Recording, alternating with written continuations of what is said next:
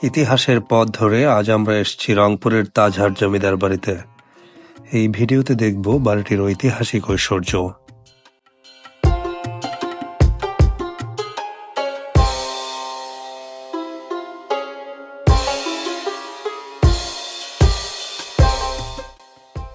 এই চ্যানেলে যারা নতুন তারা চ্যানেলটা সাবস্ক্রাইব করে রাখতে পারো।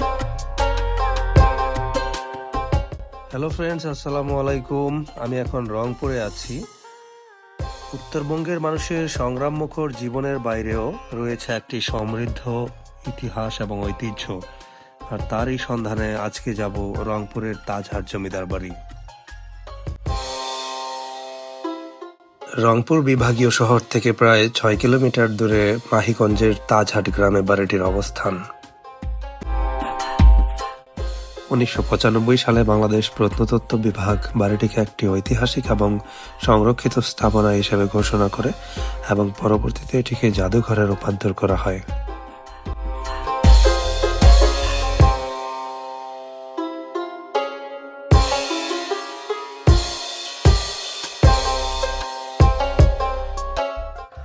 প্রায় 56 একর জায়গা জুড়ে পরিবেষ্টিত এই বাড়িটির 3 দিক থেকে শ্যামাসুন্দরী খাল দ্বারা পরিবেষ্টিত এবং এর পূর্ব পশ্চিম দিকে রংপুর দিনাজপুর কুড়িগ্রাম হাইওয়ে।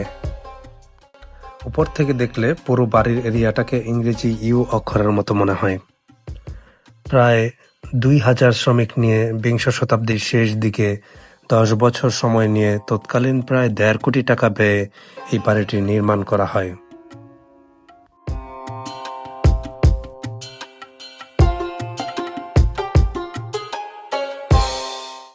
অষ্টাদশ শতাব্দীর শেষ ভাগে রত্ন ব্যবসায়ী মান্নালাল ব্যবসায়িক কারণে পাঞ্জাব থেকে রংপুরের মাহিগঞ্জে এসে বসবাস করেন এবং পরবর্তীতে তাজহাট জমিদারির প্রতিষ্ঠা করেন। জমিদার মান্নালাল মারা যাবার পর তার দত্তক পুত্র গোপাললাল রায় বাহাদুরি জমিদারি পরিচালনা শুরু করেন। মান্নালাল রায় তার শুরুর জীবনে শিখ ধর্মের অনুসারী হলেও পরে তিনি হিন্দু ধর্ম গ্রহণ করেন।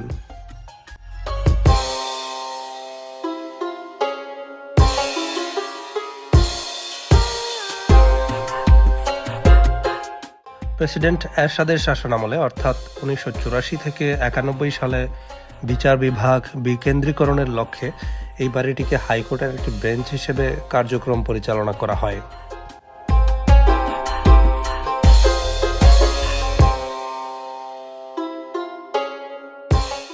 জাদুঘরের প্রদর্শনী কক্ষে 10ম এবং 11শ শতাব্দীর বেশ কিছু টেরাকোটা শিল্পকর্ম স্থান পেয়েছে। এছাড়াও সংরক্ষিত আছে মুঘল সম্রাট আওরঙ্গজেবের সময়ের কোরআন, মহাভারত এবং রামায়ণ সহ বেশ কিছু আরবি এবং সংস্কৃত ভাষায় লেখা প্রাচীন পাণ্ডুলিপি।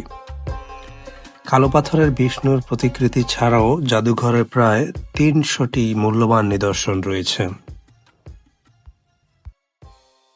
সাথে আছে সুব্রত ভাই। কেমন লাগলো আপনার কাছে?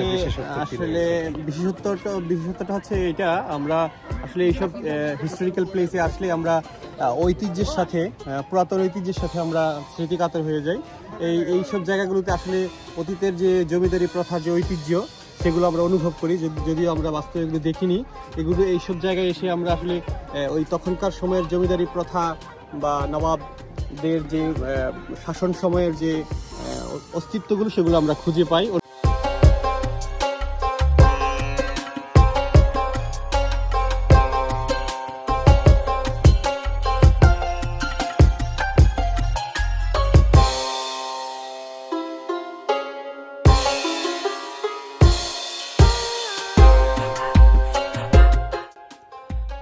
প্রায় 210 ফুট প্রস্থের প্রাচীন মুঘল স্থাপত্যের অনুকরণে নির্মিত এই বাড়িতে ইতালীয় মার্বেল পাথরে তৈরি 31টি সিঁড়ি আছে। জমিদারদের জমিদারি আর নেই, কিন্তু ঝলমলে অতীতের স্মারক চিহ্ন বুকে নিয়ে তাজহাটের এই জমিদার বাড়ি এখনো শোনায় ইতিহাসের গল্প কথা। ভিডিও ভালো লাগলে চ্যানেলটা সাবস্ক্রাইব করতে পারেন। দেখা হবে অন্য কোনো ভিডিওতে অন্য কোনো জায়গায়। সে পর্যন্ত সবাই সুস্থ থাকুন। আল্লাহ হাফেজ।